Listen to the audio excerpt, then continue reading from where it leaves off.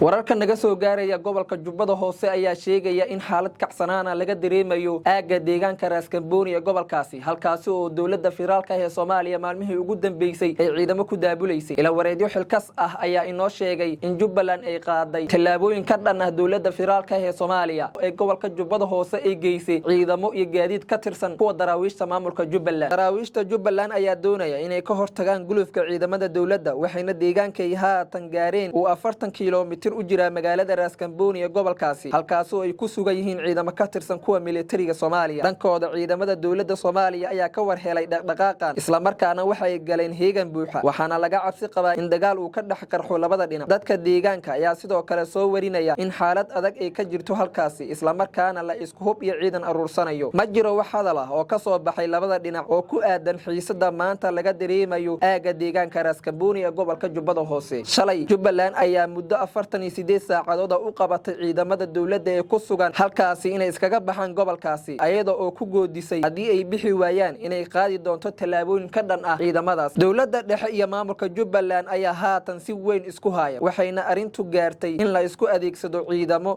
oo muujinaysa in awood la isku maqooninayo hadii uusan iman xal kale dhinaca kale warar hoose ayaa sheegaya in ra'iisul wasaaraha Soomaaliya Xamse Cabdi Barre uu ku wajahan yahay deegaanka Raaskambooni ee gobolka Jubbada Hoose ra'iisul wasaaraha ayaa la filayaa markii halkaas uu gaaro inuu la kulmo ciidamada daraawiishta Jubbaland ee dawladda federaalka ku soo biiray ee halkaas ku sugan isla markaana uu u sameeyo dhiirigelin